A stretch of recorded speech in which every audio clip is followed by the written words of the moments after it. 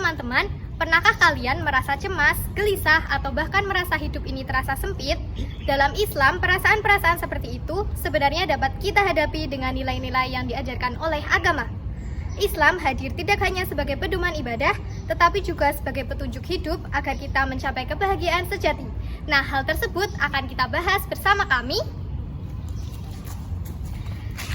Kelompok 3 mata kuliah pendidikan agama Islam yang beranggotakan saya, Trikunia Puji Lestari dengan NIM K7124154. Saya, Naili Agustina Nufus dengan NIM K7124146. Saya, Manis Kayara dengan NIM K7124140. Saya, Distianur Istighfari dengan NIM K7124162. Saya, Fikri Alvareza dengan NIM K7124156. Kita mulai dari yang pertama, yaitu qanaah, yang berarti menerima dengan ikhlas dan lapang dada terhadap ketentuan Allah, baik itu rezeki, kondisi hidup, atau bahkan ujian yang datang. Seperti firman Allah dalam surat An-Nisa ayat 32 yang berbunyi, Bismillahirrahmanirrahim, wala tatamannau ma fadalallahu bihi ba'dakum ala ba'd, yang artinya, dan janganlah kamu berangan-angan terhadap apa yang telah dilebihkan Allah kepada sebagian kamu atas sebagian yang lain. Ayat tadi menjelaskan mengenai pentingnya menerima ketentuan Allah dan tidak memandang kelebihan orang lain dengan iri hati. Setiap manusia memiliki nasib dan rezeki masing-masing yang telah diatur. Dengan memahami qanaah, kita belajar untuk tenang menghadapi perbedaan takdir. Kita tidak sibuk membandingkan diri, melainkan bersyukur atas bagian yang telah Allah tetapkan, termasuk dalam menerima qada dan qadarnya. Mari kita bahas mengenai syukur. Syukur adalah salah satu kunci utama kebahagiaan dalam Islam. Ia tidak terbatas hanya ketika kita menerima nikmat yang besar, tetapi juga ketika kita mampu menyadari dan menghargai nikmat sekecil apapun dalam hidup. Sebagaimana Allah berfirman dalam surah Ibrahim ayat 7. Wa idza ta'adzana rabbakum la in syakartum la azidannakum. Artinya, dan ingatlah ketika Tuhanmu memaklumkan, jika kamu bersyukur, niscaya aku akan menambah nikmat kepadamu.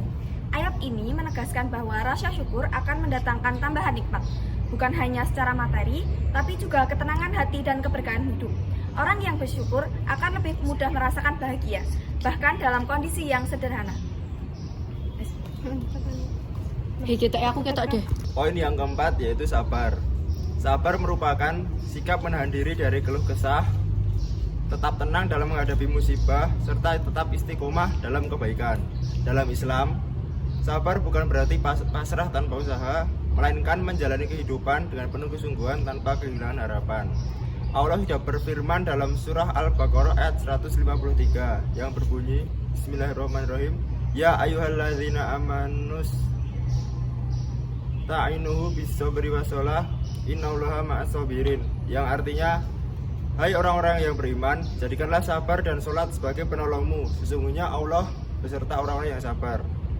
Ayat ini menunjukkan kesabaran adalah salah satu jalan untuk mendapatkan pertolongan Allah. Dengan sabar, seseorang tidak mudah goyah, bahkan saat berada dalam situasi yang sulit sekalipun. Sabar juga menjadi kunci agar tidak terjerumus dalam keputusasaan. Yang terakhir, ada istighfar, yaitu memohon ampunan kepada Allah. Dalam Islam, istighfar bukan hanya pengakuan dosa, tapi juga bentuk ketundukan hati yang membawa ketenangan dan keberkahan. Allah berfirman dalam surat Al-A'raf ayat 151, Bismillahirrahmanirrahim, Qala rabbi gfirli wa li akhi wa adkhilna fi rahmatik, yang artinya, Musa berkata, ya Tuhanku, ampunilah aku dan saudaraku dan masukkanlah kami ke dalam rahmat-Mu. Ayat ini mengajarkan bahwa dengan istighfar kita tidak hanya memohon ampun untuk diri sendiri, tetapi juga untuk sesama. Ini menjadikan hati lebih lembut, bersih dari beban, dan membuka pintu kebaikan dalam kehidupan. Jadi teman-teman, Islam tidak hanya mengatur ibadah, tetapi juga memberi kita panduan untuk hidup bahagia. Melalui qanaah, syukur, sabar, dan juga istighfar, kita bisa membangun ketenangan batin yang sejati, tidak tergantung pada dunia, tetapi pada pendekatan kita kepada Allah Subhanahu wa Ta'ala. Semoga pembahasan ini bisa memberikan pencerahan dan menjadi pengingat bagi kita semua. Terima kasih teman-teman sudah menyimak video pembelajaran kami, dan sampai jumpa pada video pembelajaran selanjutnya. Wassalamualaikum warahmatullahi wabarakatuh.